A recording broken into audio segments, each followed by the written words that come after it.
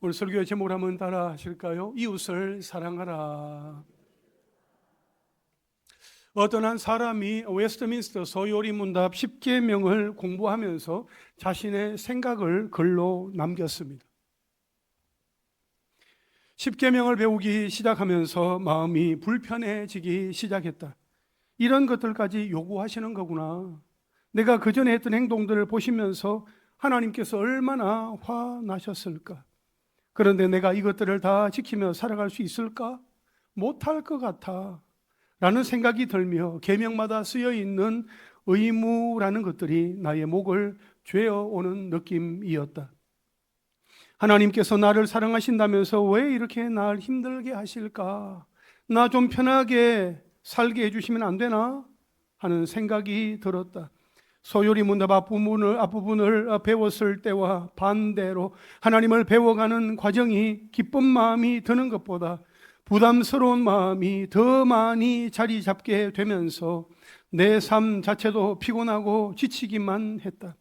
10계명의 의미를 모른다면 진짜 편하게 살 수 있을 것만 같았다.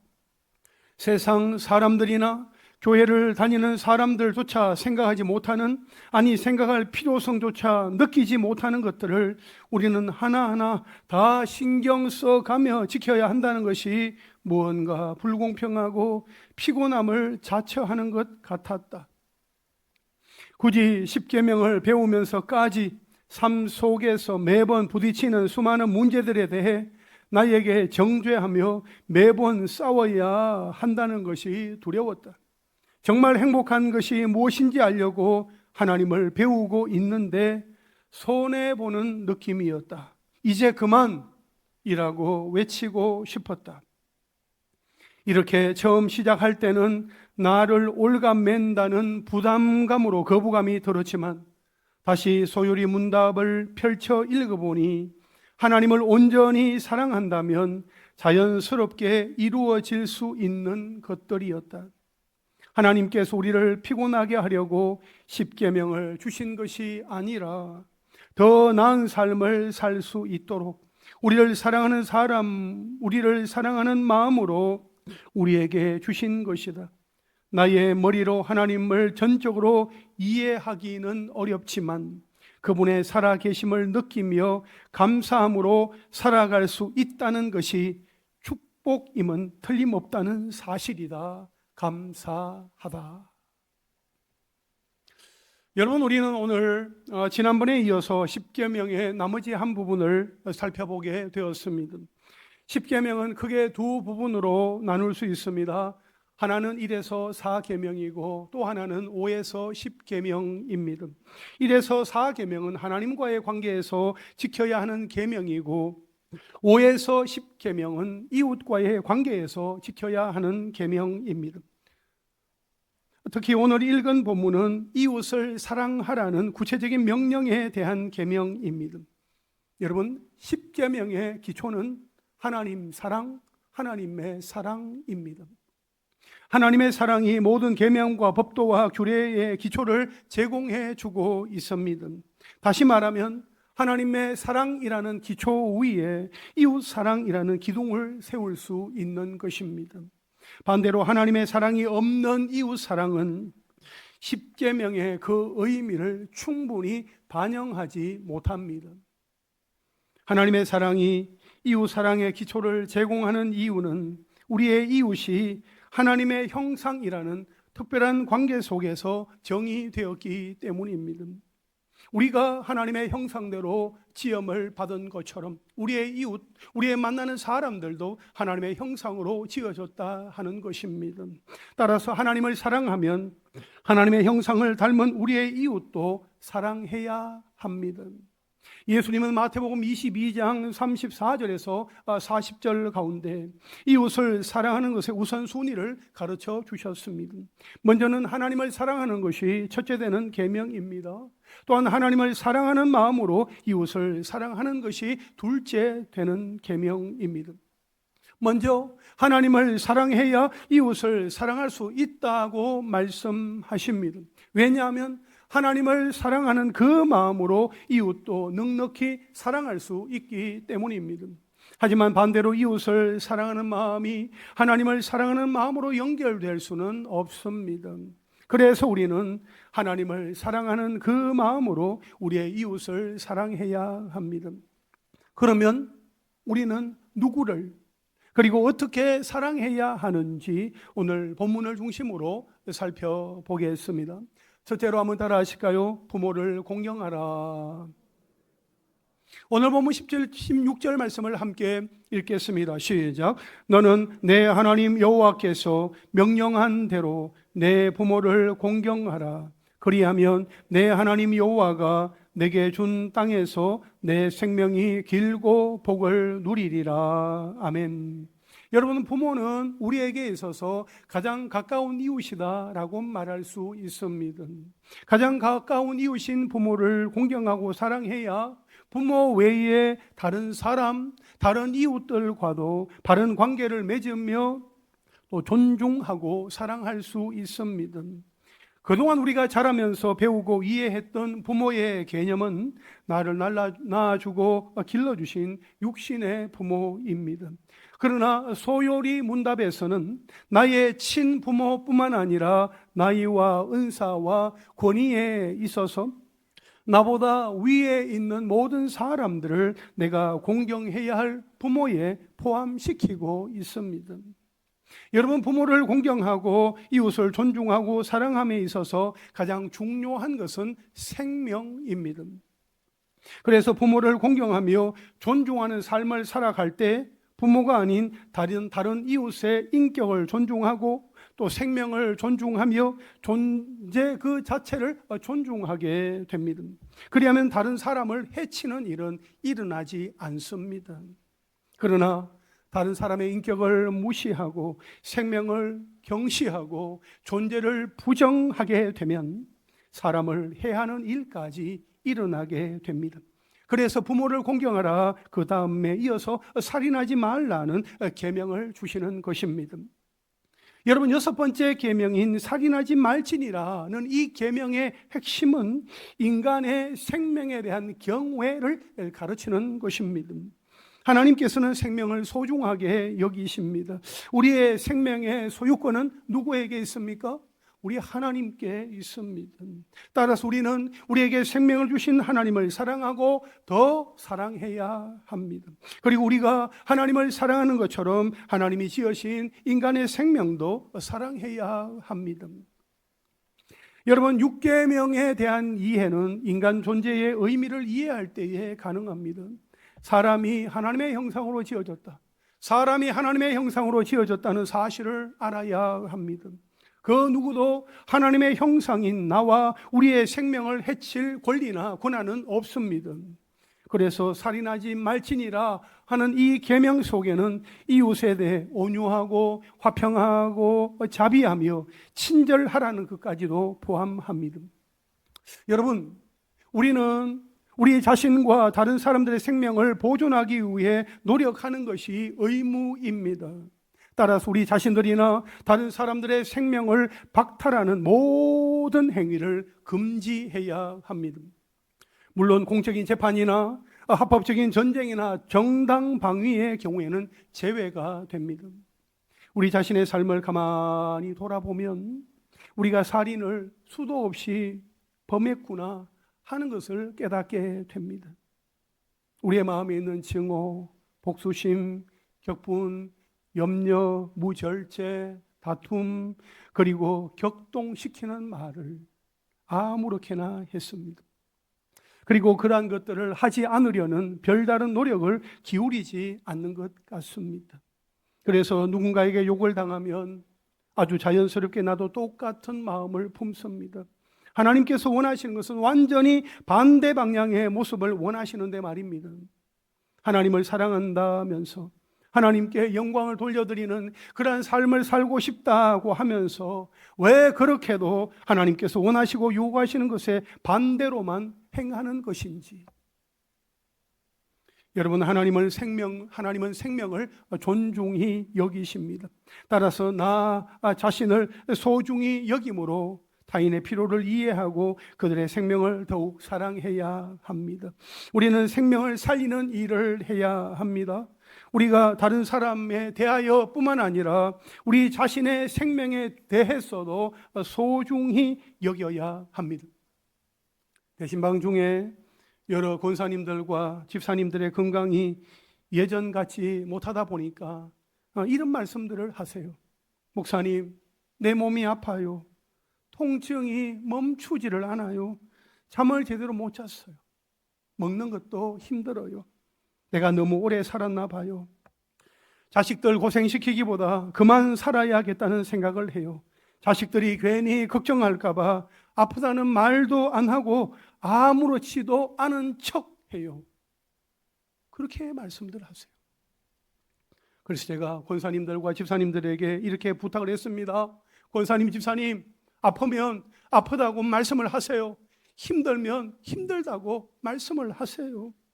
그런데 그만 살아야겠다는 말씀만은 하지 마세요. 생명은 하나님의 손에 달려 있습니다. 생명은 소중한 것입니다. 하나님이 부르시는 그날까지 건강하게 사시다가 사명을 완수하고 하나님이 부르실 때에 할렐루야 찬송하며 하나님께로 가시면 됩니다. 사랑하는 성도 여러분, 부모로서 공경을 받으시고 우리의 영원한 아버지가 되시는 하나님을 찬양하고 경배하며 생명의 소중함을 기억하고 생명의 주인 되신 하나님께 모든 것을 맡기며 살아가시기를 주님의 이름으로 축복합니다. 좌우에 계신 분들과 한번 인사하실까요? 그래요, 그만 살아야 되겠다는 말은 하지를 마세요.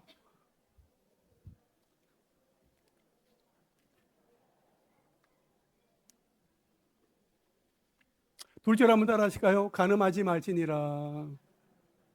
오늘 18절 말씀에 보니까 가늠하지 말지니라 했습니다.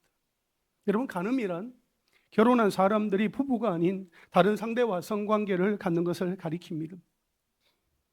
하나님은 그것을 금하십니다.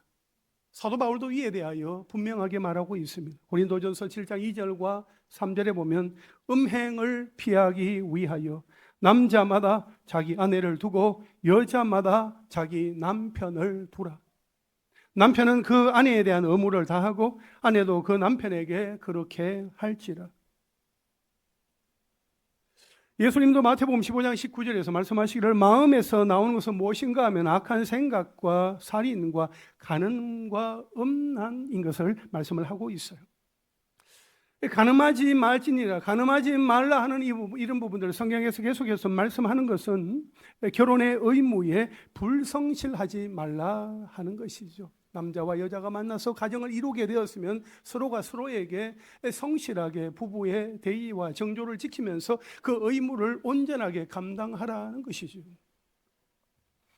오래전부터 TV 드라마에는 불륜이 단골 소재가 되었습니다. 현실에 대한 아주 적나라한 반영일 것입니다. 사실 가정의 소중함을 알고 부족함을 인내하며 치유하고 회복하는 방향으로 나아가야 하는데 현실은 정반대입니다. 하나님의 법을 모르면, 하나님의 법도를 알지 못하면 예수 그리스도 안에서의 행복으로 인도함을 받지 못하고 거기에서 멈추거나 추락하고 맙니다. 이런 현실 속에서 우리는 다시금 7번째 계명을 마주하게 됩니다. 소요리 문답에 보면 7계명에서 요구하는 것과 금지하는 것이 있습니다.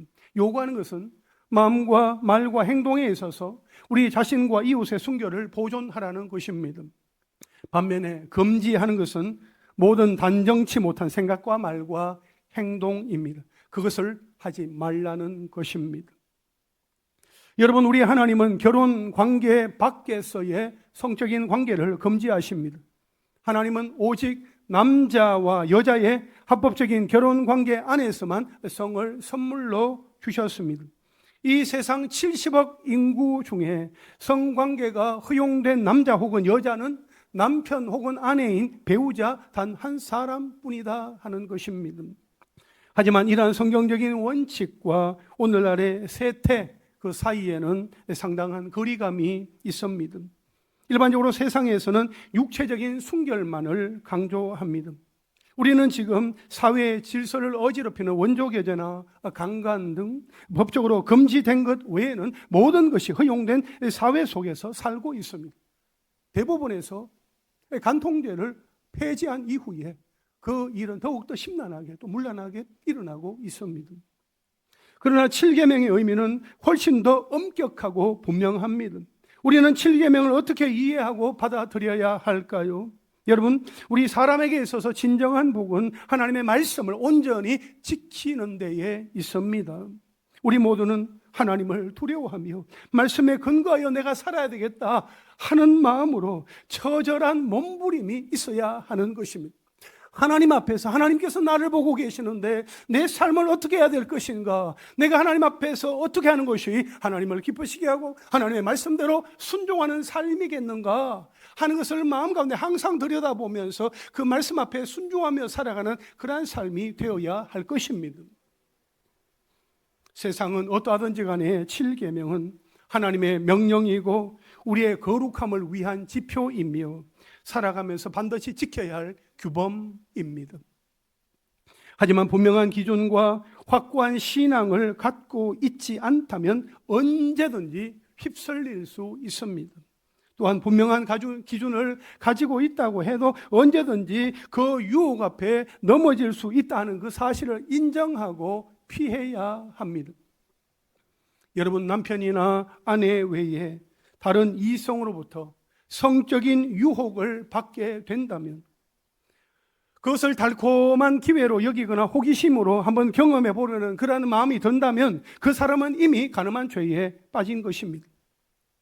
그런데 막상 이러한 유혹은 아주 교묘하게 다가오기 때문에 깨닫기가 쉽지 않습니다. 그럴 때 어떻게 해야 할까요? 요셉이 그랬던 것처럼 그 순간을 박차고 나와야 합니다. 나 자신이 더러운 죄 가운데 방치되지 않기 위해, 상대방의 가정을 지키기 위해, 내 가정과 혼인 관계의 순수성을 지키기 위해, 그리고 무엇보다도 나와 하나님과의 순전한 관계를 지키기 위해서 그런 자리는 즉시 피해야 하는 것입니다. 남녀 누구나 다 성적인 유혹 앞에 나는 넘어지지 않아, 나는 괜찮아, 나는 절벽이야, 그렇게 장담할 수 있는 사람은 아무도 없습니다. 따라서 우리의 연약함과 죄악됨을 인정하고 스스로 그런 자리를 처음부터 피하는 것이 좋습니다. 아예 원인을 제공하지 않는 것이 좋습니다. 아울러 하나님의 말씀대로 내 삶을 돌아보고 기도로 하나님께 간구함으로 하나님이 보호하시는 날개 그늘 아래 숨는 것이 우리에게 필요합니다. 우리 모두 스스로를 잘 지켜야 하고 다른 사람도 잘 지킬 수 있도록 힘써 도와주어야 합니다. 이를 위해서 제 개인적으로 취한 조치와 정해놓은 기준이 있습니다. 제가 머무르고 있는 6층 목양실 출입문 그 문에는 네모난 창을 만들어 두었습니다. 밖에서 안을 들여다볼 수 있도록, 또 안에서 밖을 내다볼 수 있도록 하기 위함입니다. 제 방에 여성분들이 오실 때는 혼자 오지 마시고 복수로 오시도록 부탁을 했고 항상 2분 이상씩 오시도록 했습니다. 그리고 상담이나 기도를 할 때에는 문을 열어두고 합니다. 또한 차를 운전하고 갈 때에는 조수석에는 아내만 앉게 합니다. 다른 여성분들은 앉히지 않습니다. 서운해도 어쩔 수가 없습니다. 그리고 선교지에 갈 때는 아내와 함께 선교 팀원들과 갑니다. 교역자 수련회 갈 때도 아내를 데리고 갑니다. 아주 피곤해합니다. 힘들어합니다. 귀찮아합니다. 그래도 가주라, 좀 가주라. 데리고 가서 그냥 숙소에 있게 하고 저는 교역자들하고 회의하고 그렇게 하고 있습니다. 여러분, 제가 그동안 이렇게 해왔고 또 이렇게 하려는 것은 저 스스로를 지키기 위함이고 상대방을 존중해 드리기 위함이며 우리 교회 공동체를 보호하기 위함입니다.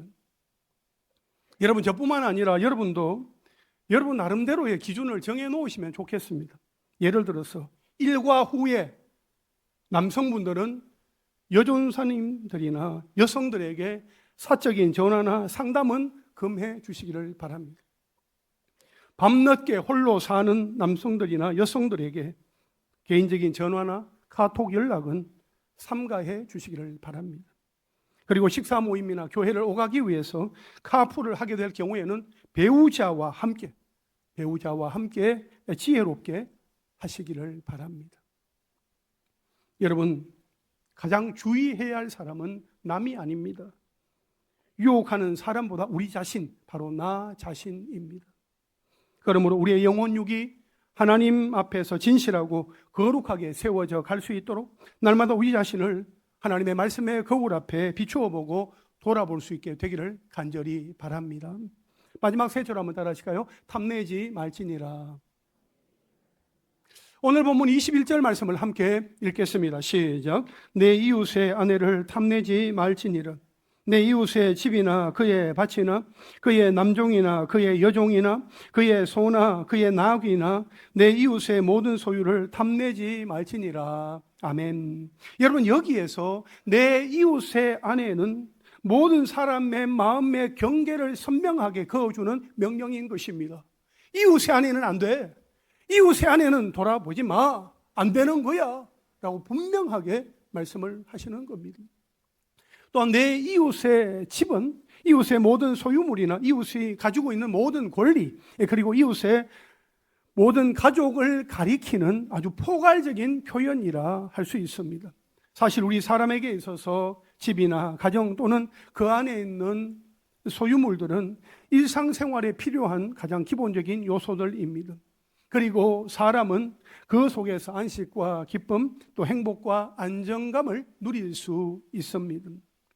더욱이 집은 한 남자와 한 여자가 결혼하여 만들어가는 가정이에요. 가족이라는 생명 공동체의 삶의 터전입니다. 따라서 이웃의 집을 욕심내거나 취하려고 하는 태도는 가정이라는 그 공동체 안에서 행복을 누리도록 허락하신 그 하나님의 뜻의 정면으로 배치되는 범죄입니다. 탐내다라는 이 단어는 바라다, 열망하다는 의미를 가진 것으로 유익을 얻기 위해서 몹시 바라는 것을 말합니다. 그런 의미에서 우리가 주목할 것이 있습니다. 그게 뭔가 하면 6계명에서 9계명까지와는 달리 여기에 10계명에서는 탐내다라는 어떤 동사의 대상이 될 만한 다양한 유형들을 제시하고 있습니다. 그러니까 이웃의 아내, 집과 밭, 남종과 여종, 소와 나귀, 이웃의 모든 소유를 제시할 뿐만 아니라 이 탐내다라는 이 단어도 이 두 번이나 반복이 되고 있습니다. 탐내지 말지니라, 탐내지 말지니라 이렇게 말씀을 하고 있습니다. 그 의도는 이 탐내지 말라는 계명의 적용 범위를 어떤 특정 대상들에게 한정하려고 하는 것이 아니라 탐욕의 대상이 될 만한 것들, 탐욕의 대상이 될 만한 것들을 쭉 나열함으로써 탐욕, 탐심 그 자체가 얼마나 심각한 죄인가 하는 것을 보여주려는 것입니다. 그런데 다른 계명들이 살인이나 간음, 도둑질이나 거짓 증거와 같은 구체적인 행동에 대해서 언급하고 있는 것에 반해 이 10번째 계명은 사람의 마음에 관한 죄를 다루고 있습니다. 즉 구체적인 행동이 아니라 이웃의 것에 대해서 탐을 내는 그 탐심 그 자체를 금하고 있는 것입니다. 뿐만 아니라 이 10번째 계명은 다른 계명들과 아주 밀접한 관계를 가지고 있음을 우리는 보게 됩니다. 이웃의 아내에 대한 탐심은 7계명인 간음하지 말지니라와 관계가 있고, 이웃의 소나 나귀 모든 소유에 대한 탐심은 8계명인 도둑질하지 말지니라 하는 계명과 관계가 있습니다. 더 넓게는 부모를 공경하지 않는 것이나 이 살인의 동기도 탐심에서 비롯된다고 할 수 있습니다. 그리고 골로새서 3장 5절에 보면 그러므로 땅에 있는 지체를 죽이라 곧 음란과 부정과 사욕과 악한 정욕과 탐심이니, 탐심은 곧 뭐라고요? 탐심은 우상숭배라고 말씀을 하고 있습니다.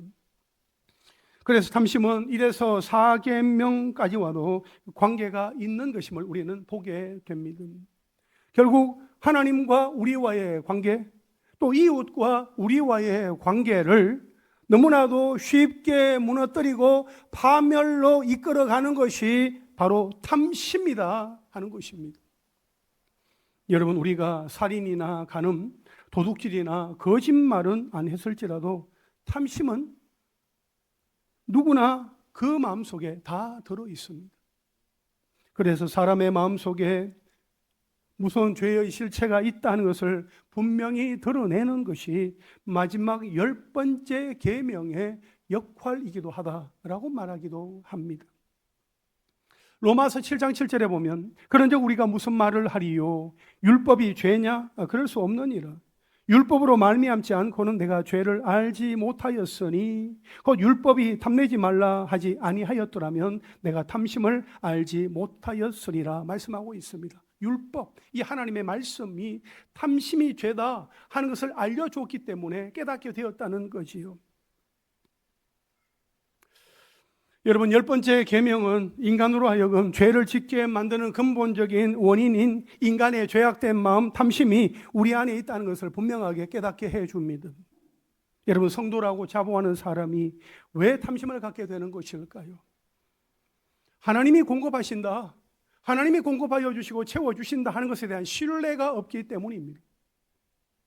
또 하나님이 때를 따라 나의 필요를 아시고 가장 적합한 것으로 공급하여 주신다 하는 것에 대한 믿음이 없기 때문입니다. 또한 이미 나에게 주신 것에 대한 감사가 없기 때문입니다. 그래서 더 갖고 싶다, 더 많이 갖고 싶다, 더 소유하고 싶다 하는 탐심이 하나님 앞에서 죄가 되고 우상 숭배가 되는 것입니다. 여러분, 우리가 이웃을 사랑한다면 이웃의 소유를 존중해야 함은 물론이요, 이웃의 고유한 그 영역이 우리의 욕망 때문에 침범당하거나 훼손되지 않도록 해야 할 것입니다. 하나님은 우리가 이웃을 사랑하는 마음을 갖기 원하시되 그와 반대되는 정서인 일체의 탐심을 마음으로부터 버리라, 그렇게 말씀을 하십니다. 그리고 그 방법으로 자족할 것을 소요리 문답에서 정의하고 있습니다. 웨스트민스터 소요리 문답 제80문에 보면 10계명에서 요구하는 것은 무엇인가요? 이렇게 질문하고 있어요. 우리 여기 한번 답해 보겠습니다. 시작. 10계명에서 요구하는 것은 우리 자신의 처지를 자족하며 이웃과 그 모든 소유를 향한 의롭고 사랑하는 마음을 가지라는 것입니다. 아멘. 여러분, 여기에서 말하는 것은 내 이웃의 그 모든 소유를 탐내지 말고 자족하라 하는 것입니다. 이웃의 소유를 향한 의롭고 사랑하는 마음을 가지라, 그렇게 말하고 있습니다. 히브리서 13장 5절 상반절에 보면 돈을 사랑하지 말고 있는 바를 족한 줄로 알라 말씀하고 있습니다. 디모데전서 6장 6절에 보면 그러나 자족하는 마음이 있으면 경건은 큰 이익이 되느니라 말씀하고 있습니다. 자족하기를, 있는 바를 족한 줄로 알기를, 만족하며 살기를 성경은 우리에게 말씀하고 있습니다. 자족이란 우리의 현재 상태가 최고임을 인정하는 것입니다. 지금 처한 자리가 어떠하든지 하나님께서 가장 좋은 상태로 주신 것이며 이것은 하나님의 작정 가운데 정하신 바요 나에게 가장 복이 된다 하는 것을 믿는 신앙입니다. 자족은 지금 내가 가진 것을 남의 것과 비교할 것도 아니요, 각 인생에게 주신 다양하면서도 고유하고 독특한 선물로서 하나님께서 주신 것임을 믿는 것입니다. 그런데 자족하지 못하면 자신의 결핍을 외부에서 가져와서 채우려고 할 것이고, 또 거기에서 오는 더 큰 결핍으로 인하여서 영혼은 더 날이 갈수록 궁핍해지는 것입니다. 그러므로 자족하는 것이 답이다 하는 것입니다. 물론 지금에 만족하라는 것은 무소유를 말하거나 가난 중에 자포자기하라는 말이 아닙니다. 별 노력 없이 내 운명이 이러니까, 내 팔자가 이러니까 하는 신세 타령을 하라는 말이 아닙니다. 또한 아무런 노력도 하지 않으면서 그 결과에 대해 만족한다는 것은 자족이 아니라 오히려 게으름이고 방종이며 나태함입니다. 내가 만족하겠다, 내가 자족하겠다라고 하는 자세는 내 삶의 가치나 행복의 기준이 내가 이웃보다 얼마나 더 많이 가지고 있느냐의 문제가 아니라 하나님을 알고 고백하는 것이 내 삶의 진정한 가치이자 행복임을 깨닫고 고백하느냐의 문제입니다. 성도는 탐심을 버리고 자족해야 합니다. 예수 그리스도 안에서 하나님께서 허락하여 주신 것에 대하여 만족하며 살아가야 합니다. 그리고 성령을 따라 행해야 합니다. 갈라디아서 5장 16절 말씀에 보면 내가 이르노니 너희는 무엇을 따라 행하라고요? 성령을 따라 행하라 말씀하고 있습니다. 그리하면 육체의 욕심을 이루지 아니하리라 말씀합니다. 갈라디아서 5장 24절과 25절 말씀 함께 읽을까요? 시작. 그리스도 예수의 사람들은 육체와 함께 그 정욕과 탐심을 십자가에 못 박았느니라. 만일 우리가 성령으로 살면 또한 성령으로 행할지니. 아멘. 여러분, 그리스도 예수의 사람들 육체와 함께 그 정욕과 탐심을 어디에 못 박았다고요? 십자가에 못 박았다는 거예요. 십자가에 못 박았으니까 예수를 믿는 그 믿음으로 성령 안에서 성령을 따라 행하라라고 우리에게 요구하고 말씀하고 있습니다. 그러므로 무엇을 하든지 어떤 일을 하든지 과정에 있어서는 하나님께서 베푸실 은혜를 기대하며 그 결과에 대해서는 자족하며 정욕과 탐심을 십자가에 못 박고 성령을 따라 행하며 하나님께 감사와 영광을 돌리시기를 주님의 이름으로 축원합니다. 이제 말씀을 정리하겠습니다. 하나님은 모세를 통하여 출애굽한 이스라엘 백성들에게 십계명을 주셨고 모세는 다시 한 번 더 가나안 입성을 앞둔 출애굽 2세대들에게 십계명을 상기시켜 주었으며 오늘 우리에게까지 주어졌습니다. 십계명의 요지는 하나님을 사랑하라는 것과 이웃을 사랑하라는 것입니다. 우리가 이웃을 사랑함에 있어서 하나님의 사랑이 기초가 되어야 이웃을 사랑할 수 있습니다. 이웃을 사랑하는 그 사랑으로 하나님을 사랑할 수는 없습니다. 하나님이 우리를 사랑하신 그 사랑, 하나님의 사랑으로 우리 가운데 부어지고 충만하게 되어지고 그 사랑으로 우리는 이웃을 사랑할 수 있게 되는 것입니다. 그러므로 가장 가까운 이웃인 부모를 공경하고 사랑하며 가정 공동체 안에서 남편과 아내를 더욱 귀히 여기고 사랑해 주시기를 바라며 특별히 탐심이 십계명의 그 모든 계명의 메시지와 연결되어 있다 하는 그 사실을 알고 탐내지 아니하고 하나님 안에서 자족하며 탐심을 십자가에 못 박고 성령의 인도하심을 따라 행하며 정말 하나님이 기뻐하시는 삶을 살아가는 저와 여러분 우리 모두가 될 수 있기를 주님의 이름으로 축원합니다. 우리 함께 찬양 올려드리겠습니다. 내가 주인 삼은 함께 찬양하고 기도하겠습니다.